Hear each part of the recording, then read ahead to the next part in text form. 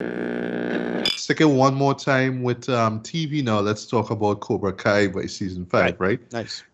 It's so funny that I talk about this now because the last season dropped on All Year's Day, right? So December 31st, we got that. And I didn't even get around to talking about it until not so much early January of this year, but somewhere later during the month, I believe it was, right? Which is funny now. So just let you know one time. So when it comes to my best of 2022 list, I'm gonna have both of these seasons up here, man. Because yeah, this was just a great follow-up from season 4, right? But before I jump into it, right? So Ricardo, I know you've been hearing the buzz and the hype and all that kind of stuff, but you ever got around to watch this show at all, or is No, just not your cup of tea at all? no. But This what I whole here's nostalgia thing. Well, sorry, yeah, that's the thing. flipping the script on nostalgia. You know what I mean? That kind of Right. thing. I just never got it. I don't know. It's just because I don't really care about Karate Kid itself. Like I'm familiar with all the Karate Kid and its sequels. I just never get into this show. But it's not like it's like I think it's a bad show. And what I heard is that this show kind of went in the direction. And this was I was kind of worried about investing in it. It kind of went in the direction of the Fast and Furious franchise. Like it get weird. Like so, and I was kind of worried it might do that. So I just never get into it. But I like it. Everybody like it, but me. Not that I just never get into it. But the same reason I never get into Stranger Things. It's like, yeah, it too nostalgia. Like I know they Right. put script on it and they subverting it, but it too nostalgia, and I just not into that. And it's nostalgia I never care about anyway. So it feel like I have to remember that bullshit. And it's like, all right, well, fine. But it's the same reason I ain't getting into Stranger Things. Everybody else like it, but me. So it's one of those. Yeah, I understand, right? Well, what I'll say about this show in general, like I will not, I'm gonna be honest, I am not a big, Karate Kid fan, and right, I'm not a big Karate Kid fan, right? Even right now to the first movie, right, which everybody will say is still the best, right, of the 4 films, right? I'm gonna talk about the fourth one in a bit, right? But what this show is able to do in terms of not just taking that film, right, which has become a part of pop culture, right? Well, the series, I should say, but just modernizing it and poking fun at it and flipping the script on it in all these like just clever ways, right? It's not like the Yeah, most intelligent show out there. Like you're not gonna watch this and be like, wow, that's so smart, wow, right? yeah, It's yeah. just like, you know, I could see this character be this way now. Or I could see this character making a choice like this now. And eventually, if in this world, if he just so happens to run into someone that he was a rival with back in the past, yeah, this is how it would probably play out, right? And that's how the show works, right? It just rides this really weird balance of okay, we taking this as serious as we can, but at the same time, we kind of making fun of ourselves too in the process. Like Right. you're supposed to not take it too seriously, but at the same time, what happens is like, okay, shit is going on. I should take it seriously to a point, right? But they still watch this for entertainment value. That's what it is, right? But ever so often, they will drop something where it's like, oh shit, right? Like shit going on. But it's not like, oh my god, what would happen if this character that I was following from since 1984, what will happen to him, right? It's not that type of show, right? Yeah. But anyway, so what this season is about, right? So it follows, of course, right after season 4, where Terry Silver, who is played by Thomas Ian Griffith. I Yeah. mean, they actually got Thomas I know Ian they bring back real Griffith to people. be in this. Like, Yeah. think about that shit, right? Yeah, and he pretty much is running Cobra Kai, right? So he ended up setting up John Kreese and got him arrested. So he's like, yeah, I run this bitch now. Everybody gonna be following my lead, right? And he ended up like pretty much turning Cobra Kai into a brand, right? So it's not so much a dojo in the valley, right? Yeah, he want this to just go like all over the valley itself, right? So yeah, the man make it into a brand. He have advertisements. He have like merch. He just pimp the shit out of it, right? And thinking about it, it kind of makes sense because I mean it's the 2020s, right? So why not, right? Um, so it kind of course, it follows up from the All Valley tournament that took place last time, where basically, well, Cobra Kai won, right? But you learn that when it came to a particular fight involving Tori Nichols, Right. They pretty much cheated, right? They ended up bribing a ref, and well, that's what happened, right? She ended up winning. She ended up defeating Amanda LaRusso, who is of course the daughter of Daniel. So it's like, well, but then she herself kind of learned like, no, actually, it was a bribe that took place, yada yada yada, right? So yeah, Daniel, of course, because from day one he was just all anti Cobra Kai for, of course, for obvious reasons because of the movies. He's like, all right, well, yeah, we got to take these guys down, right? But he doesn't know what to do, right? Johnny, of course, who former rivals of Daniel, is on board because they more or less teamed up in the last season. But he going through his drama as well too. So he is still with the character Miguel. That's his student. So he's with his mom now. Well, with Miguel's mom. Miguel, on the other hand, he learned something about his dad and who is still in Mexico apparently. So he left in the finale to go and look for him. But eventually he comes back now, and then there's this little tension involving him and Johnny's real son, Robbie, right? So there's some tension going on there, right? So in a nutshell, what happens is that Terry has this big master plan, right?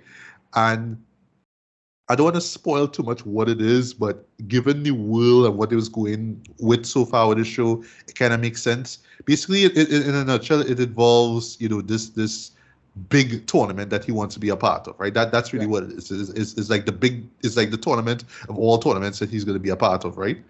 And he wants Cobra Kai to be in it, right? But of course, Daniel being who he is like, no, he doesn't want that, right? And it's not in a selfish kind of way. It's really like, no, if these guys make it big now, they will Cobra Kai will more or less be recognized all over the world, right?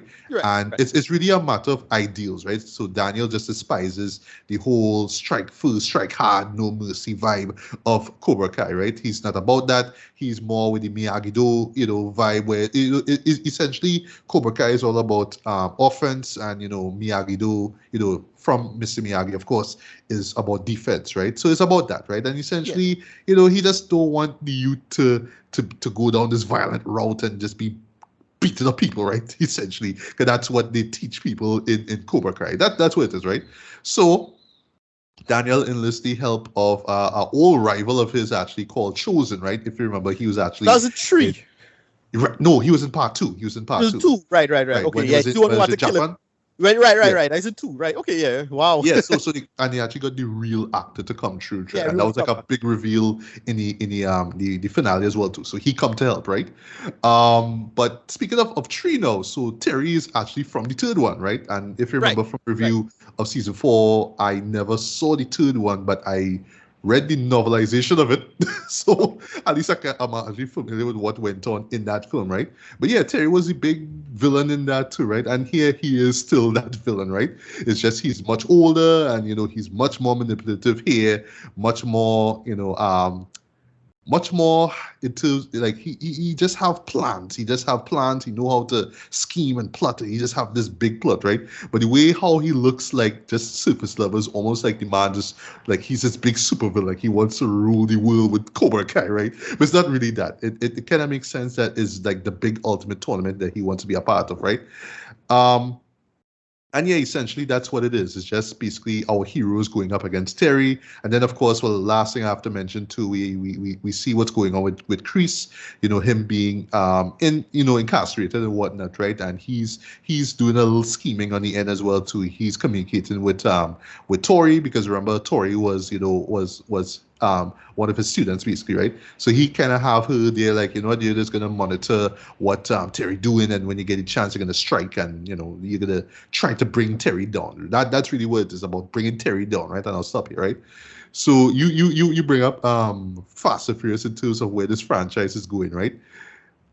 I will agree with you for the most part in terms of that, right? It is admittedly over the top, right? It is, and it knows that it is over the top, right?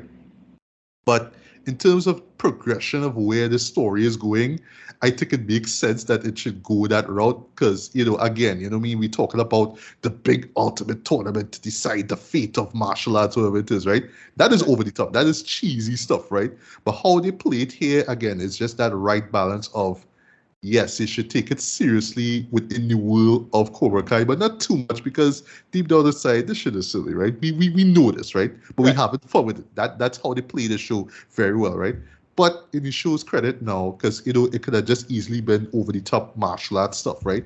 You do see some considerable kind of growth though in terms of these characters, right? So case in point, Johnny, I thought he in particular show the most growth in this, right? Because from early on season one, episode one, he was just a douchebag, right? He was just a product of the 80s. He was an asshole, deadbeat dad. He didn't care about nobody and whatnot. He was all about Cobra Kai's ideals and all that kind of stuff. And he himself did not want to grow up, right? Well, I should say he did not want to mature into this new century. That's really what it is, right? And that at the heart of it all, that's what the show is about. Is really about individuals who want to hold on to old ideals, but kind of come in hard. It's hard for them to understand. Yo, you can't really do that anymore. Like, it doesn't make any sense. Right down to the whole ideals of Cobra Kai itself. Like, you think that, okay, it's all about striking first and all that kind of stuff, but no, the world isn't really like that. But to them, it's like, no, it's a tradition, it's centuries old, and we have to hold on to this, right? And that's where you get that nice conflict in terms of, within Cobra Kai itself. I think that absolutely works, right? But here, again, going back to Johnny Boy, yeah, he showed some great growth, though. And I love that it wasn't done in this cheesy kind of, you know what, I've seen the light and I'm different now and I'm much better now. No, he is still that douchey character, but that's what we like him for. That's why we laugh at him, because he is douchey, because he is still crass, right? He is still not politically correct and whatnot, right? Right. But yeah, he is like, what, well, in this case, it kind of makes sense because he pretty much got kicked out of Cobra Kai, right? So it's like, well, I kind of need to be a responsible individual now, right? There's a great little subplot involved with him, decided to be a Uber driver, right? And you got a Right. nice little humorous bit with that, right? And then also too, well, slight spoiler, he's gonna be a dad. So it's like, all right, cool, you know what I mean? So he had to step things up, and I really like how they did that, right? Now, as far as just minor gripes with the show, right? So a couple of episodes were dedicated to Miguel looking for his dad in Mexico, Right. and Johnny and his son Robbie And was I following remember, him to find this was out. a thing. I know this was a thing people was complaining about last time in the last season. Yeah. So like I understand it in terms of a finale stinger, like, oh my God, Miguel is gone, and where is he, and where is he going to come back, right? Now, I without spoiling anything, I understand where they were going for in terms of, okay, this is my dad, and he's not what I thought he was going to be. That makes sense.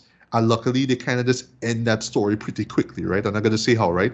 But if the overall point is, okay, well, Johnny is going to be my stepfather now, they could have at least explored that even further on in the season, and they just didn't. They're just like, all right, you're back home, and more shenanigans with Cobra Kai, and we just kind of forget the fact that, like, and even right down to him kind of acknowledging that, oh, you got my mom knocked up, yay! It's almost like that. It Right. literally like, oh, hey, okay, great, right? But there was never really any moment after that where it's like, where they like really sat down and talk about it, right? Because yeah, technically the guy is going to be his stepfather, but they never really like sit down and talk about it. The excuse the show will make is that they just kind of wrapped up in their own little shenanigans involving Cobra Kai, but like still, it can give a little moment for them to kind of sit down and be like, yo, this is a big step that I'm taking here. This is a big deal. I was and still am your sensei, but now I'm gonna be your stepdad. So you know what I mean? And that would have made the first two episodes, especially with his journey looking for his dad, make a lot more sense. But it just kind of came like it just kind of happened, just kind of went, and that was it. That was it, right? Um, there's actually a great subplot involving John Kreese himself in prison as well, right? Right. Him pretty much wanting to be rehabilitated. He wants an early release and whatnot. I'm not gonna say what happens with him, but I would say don't scratch him off as being a villain just as yet. Don't think that in this season he's gonna be the goody two shoes all of a sudden. Don't think that as yet, right? But what's pretty interesting here with this season here is that I know this might not work with some diehard Cobra Kai fans, which by the way I'm not, right? Is that it wasn't really a tournament per se. It was more Right. like a preparation for a tournament, right? Right. So yeah, Well, it's a prep season for a final season kind of thing. That's what I was thinking. Yeah. It kind of remind me of, oddly, it remind me of like what I was making the joke is like this is what the Mortal Kombat movie from last year, which by the way is still my pick for worst movie of 2021. Right. This is what it was trying to be, whereas it's Right. not about the tournament, but it's the preparation of. Yeah. That's what it is. But and even right down to having rivals square off with each other first and wanting to kill each other before the tournament even starts. You know what I mean? Like in this show, it make a lot more sense. In that movie, it was more like, all right, we just gotta waste all of our fighters now. So when the time the tournament come, who are you gonna pick, right? But here it's just like, no, I just want to more or less break your bones basically before you even jump on the plane to go to wherever for the tournament. That's really what it is, right? But they build it around very very well too. Basically, it's really about bringing down Terry Silver, right? So it makes sense why you would have Miyagi-Do and Cobra Kai confront each other, right? And yes, you do get a pretty sweet, kick-ass, battle royale pretty much in the finale, right? I realize this is one thing the show does, like with the finales, you always have to have this big rumble, and it totally works, right?